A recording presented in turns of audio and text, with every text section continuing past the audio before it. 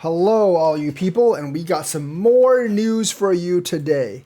Stake.com, the crypto casino and prominent Bitboy sponsor, has been hacked.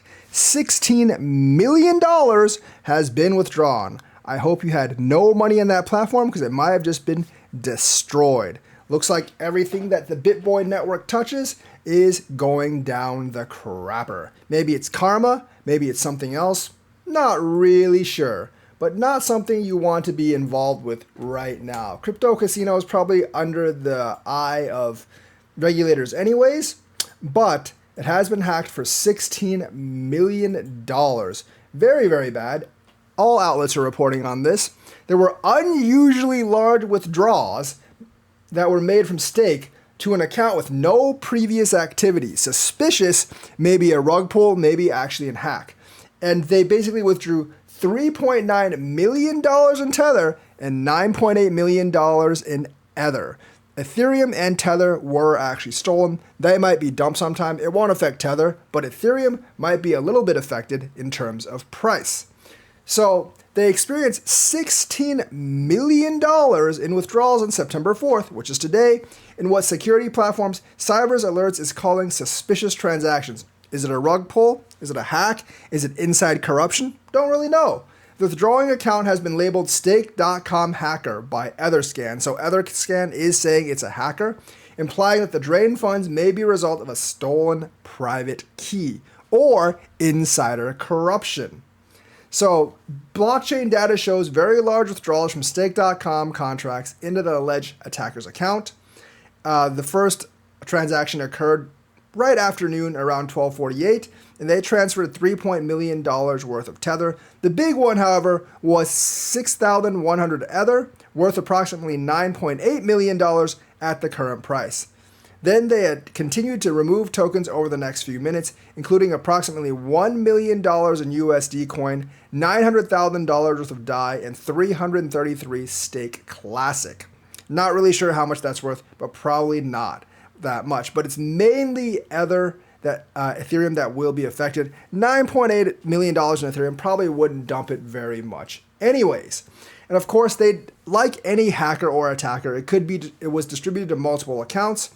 And at the time of the publication, Stake had not made an announcement regarding the suspicious withdrawals. They probably want to get all the information first. Or it could be it was an insider job and they're trying to cover their own tracks. But they did actually confirm the hack via social media. It takes these guys a while, but still not very good. Offers another black mark against crypto, but it was a crypto casino, so not really sure how much it damages its own reputation. I didn't even know about Stake.com. The only thing when I searched it up was like it was actually a big sponsor of Bitboy Crypto. And I guess since Bitboy Crypto went down, Stake.com kind of followed as well.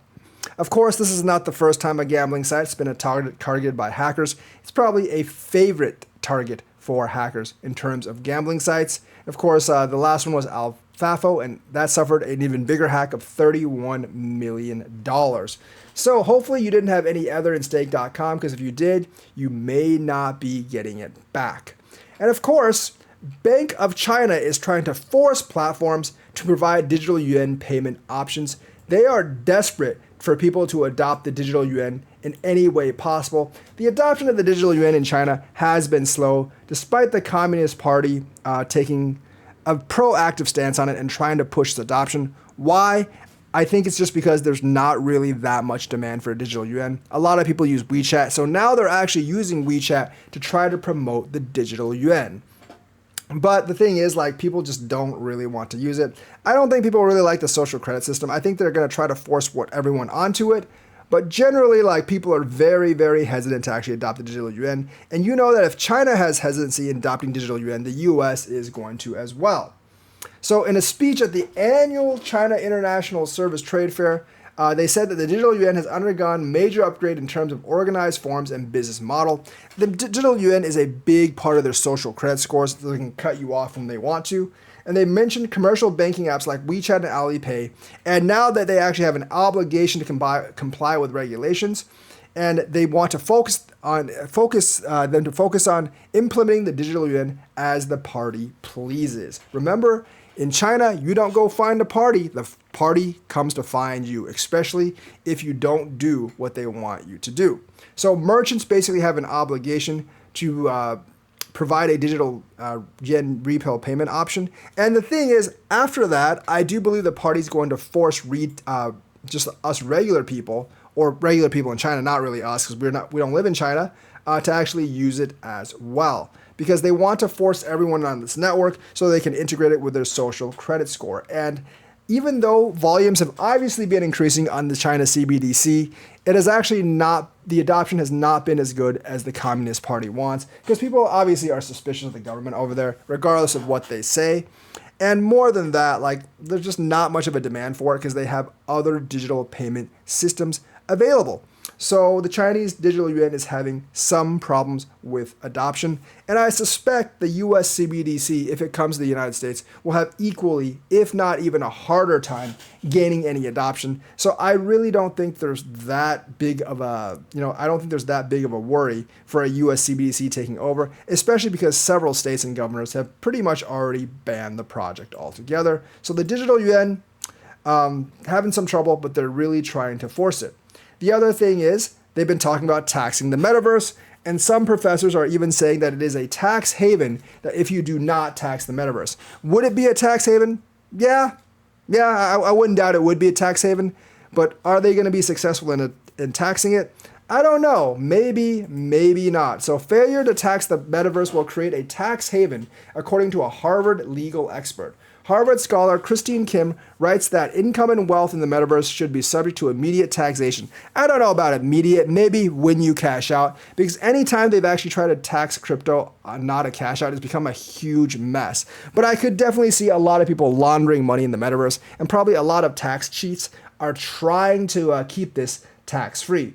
So Harvard legal scholar and Yeshiva University law professor Christine Kim recently published a research paper detailing arguments for not only taxing the metaverse, but treating it as a laboratory for experimenting with cutting-edge policy.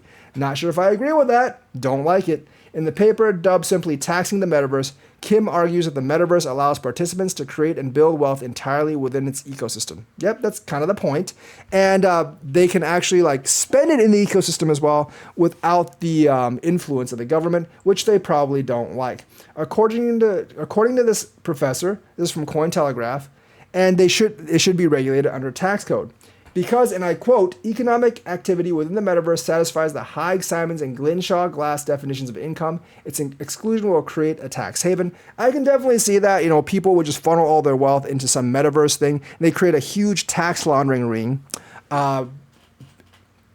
in that metaverse. But there is a danger in doing that because they might not have any intrinsic value outside the metaverse. So if one person decides to cheat the whole money laundering ring, they might break his legs or something, but it could actually fall apart. And of course, the metaverse has the ability to record all digital activity and track individual wealth. So if the metaverse actually was going to become a tax haven, they could easily track you down on it. So I wouldn't really do that either. And I think since everything is going to go KYC AML, it could be very, very difficult, especially if the metaverse KYCs and AMLs people. I know people wouldn't like that, and they want a way to get away from taxes, but it does not look like the tax institutes are going to actually allow that. So under this proposal, which is terrible, taxation would occur immediately on receiving gains, including unrealized gains in income, even if they remain in the metaverse. Now, taxing the metaverse is going to be very hard because a lot of people aren't going to sell these assets, so they'll always remain somewhat unrealized. So I'm not really sure what they plan to do about that. If they plan to tax it like that, I have a feeling it's not actually going to go over very well. The more pressing matter in such an event would be enforcement, which would be pretty much impossible. There's two plausible methods in the metaverse. The first would involve individual platforms withholding taxes on behalf of users. I think any platform that does that would pretty much die, so I'm not really sure about that one. The second, which Kim calls less preferable, is referred to as residence taxation and would rely on platforms sending tax information to users who would then file and pay their own tax obligations. But that requires people to actually play along, which people would most definitely not play along. So a lot of issues there. Not really sure what they're going to do, but it will be interesting to see how this actually develops. I'm not really for taxing the metaverse. I'm not really for like increasing taxes on crypto overall, but I can definitely see a reason for this, honestly, because people would port their real world gains into the metaverse via crypto somehow without paying taxes, and then it would just create a tax haven for gains, which is probably what those people are after in the first place. But taxing metaverse, taxing virtual land, that's going to be a huge mess. And I'm not really sure if that's really something that anyone really wants to touch right now, because it would be definitely very difficult. So that's the news for today. Let me know what you think. Like and subscribe, hit that bell notifications button. Thank you and have a nice day.